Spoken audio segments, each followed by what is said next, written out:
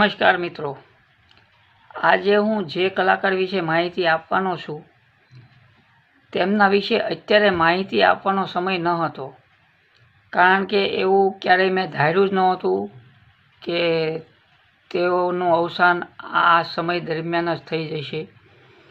હું વાત કરી રહ્યો છું અભિનેતા સંજય મોરી, કે જેઓનું અવસાન ગઈકાલે જ અવસાન થયું એમનું। અને એમણે ઘણી બધી ગુજરાતી ફિલ્મોમાં કામ કરેલું છે, ટીવી સિરિયલોમાં કામ કરેલું છે। તો ગઈકાલ તારીખ 23 ડિસેમ્બરના રોજ તેમનું અવસાન થયું, પણ મને ખ્યાલ ન હતો કે એમના વિશે મારે વિડીયો પહેલાં બનાવવો હતો, એમના કામને લઈને પહેલાં વિડીયો બનાવવાનો હતો। ઘણા કલાકારો વિશે મેં માહિતી એકઠી કરી રાખેલી છે કે જેઓ અત્યારે જ એમના વિશે જોઈએ અને અત્યારે જ એમના વિશે લોકો જોવે વિડીયો અને એમની માહિતી લોકો સુધી પહોંચે એવી હતી, પણ આકસ્મિક હૃદય રોગના હુમલાને કારણે થયું, જેના લીધે મારે અત્યારે એમના વિશે આ વિડીયો બનાવવો પડી રહ્યો છે।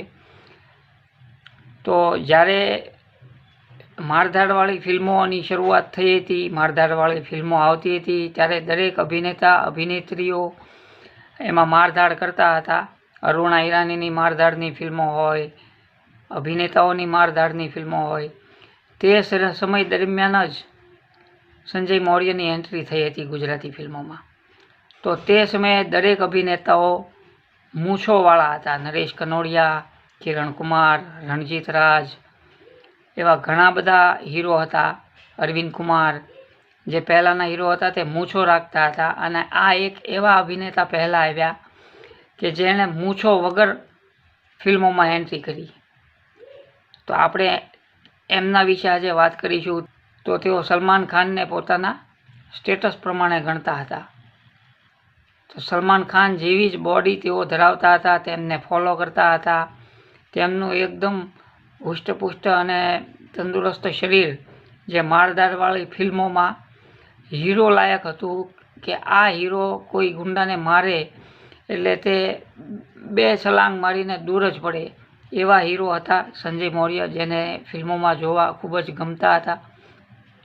અને એ પણ ત્યારે એમણે મૂછો વગર ફિલ્મોમાં હીરો તરીકે એન્ટ્રી કરી હતી। હિતેન કુમારને પણ મૂછો હતી તે સમયે, ત્યારે મૂછો વગરના એક હીરો અને એકદમ હેન્ડસમ રોમેન્ટિક હીરો, છતાં પણ એક્શન ફિલ્મોમાં તમને એમની એક્ટિંગ જોવા મળતી હતી। તો આવા સંજય મૌર્યનું અચાનક હૃદય રોગના હુમલાને કારણે 23મી ડિસેમ્બરના રોજ અવસાન થયું, જે ખૂબ જ દુઃખદ કહી શકાય। હમણાંથી તેઓ કોઈ સંપર્કમાં પણ નહોતા, અને તમને અત્યારે જ જણાવી દઉં કે હમણાં જ થોડા દિવસો પહેલાં એમની એક ફિલ્મ કેસર કેશવને કંકુ પણ રિલીઝ થઈ હતી। Your time starts now. તો ઘણી બધી ગુજરાતી ફિલ્મોમાં સંજય મૌર્યએ અભિનય કર્યો છે। એ પહેલાં તેમણે શું કર્યું તે વિશે આપણે આજે વાત કરીશું। તો નમસ્કાર મિત્રો, હું છું ગજ્જર નિલેશ અને આપ જોઈ રહ્યા છો અમારી યુટ્યુબ ચેનલ રિદ્ધિ સિને। આપે હજી સુધી અમારી ચેનલ સબસ્ક્રાઈબ ના કરી હોય તો કરી દો, અને બાજુમાં આપેલા બેલ આઇકનને પણ દબાવી દો, જેથી અમારા આવનારા નવા વિડીયોના નોટિફિકેશન આપને તુરંત મળે। સાથે જ અમારા ફેસબુક પેજ અને ઇન્સ્ટાગ્રામ આઈડીને લાઇક કરવાનું ભૂલતા નહીં। તો ઘણા નવા કલાકારો ઇન્ડસ્ટ્રીમાં આવી રહ્યા છે, ત્યારે એમને આપણે પૂછીએ કે તમે શું કરો છો, તમને કેવી રીતે ઇન્ડસ્ટ્રીમાં આવવાનો શોખ લાગ્યો, કે શું કામ તમારે અભિનેતા બનવું છે।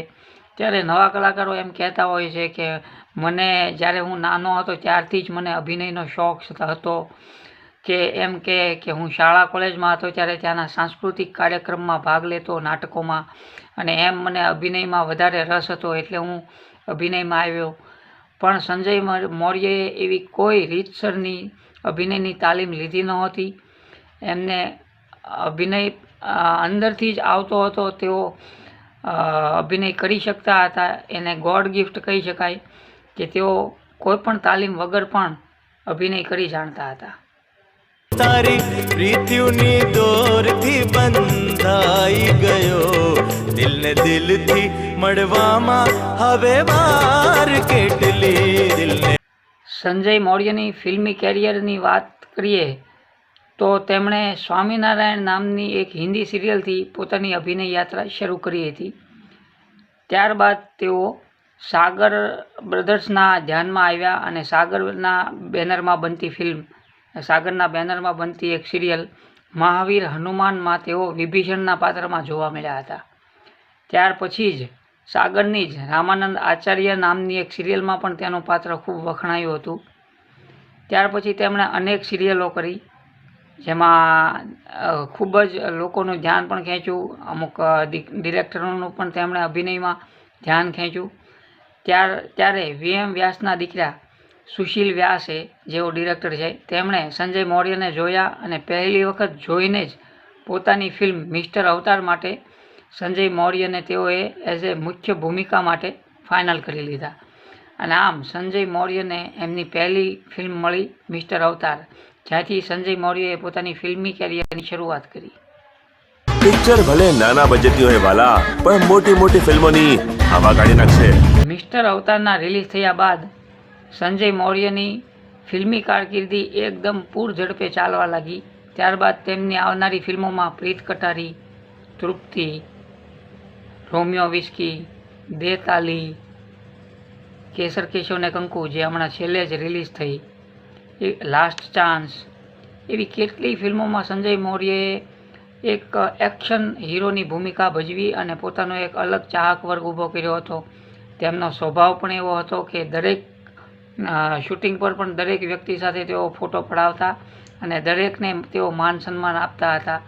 પણ આપણને ખબર નહોતી કે તેઓનું આટલી નાની ઉંમરે હૃદયરોગના હુમલાને કારણે અવસાન થશે, જેના માટે અમને પણ દુઃખ છે. અને અમારી તરફથી તેમને એક યાદગીરી રૂપે આ હું એક વિડીયો બનાવી રહ્યો છું કે તેમના કામની નોંધ અખબારોમાં લેવાય કે ન લેવાય, કેમ કે ગુજરાતી ફિલ્મોમાં જે કંઈ પણ આવું થાય છે ત્યારે કોઈ અખબારોમાં તેમના વિશે કંઈ પણ આવતું નથી હોતું.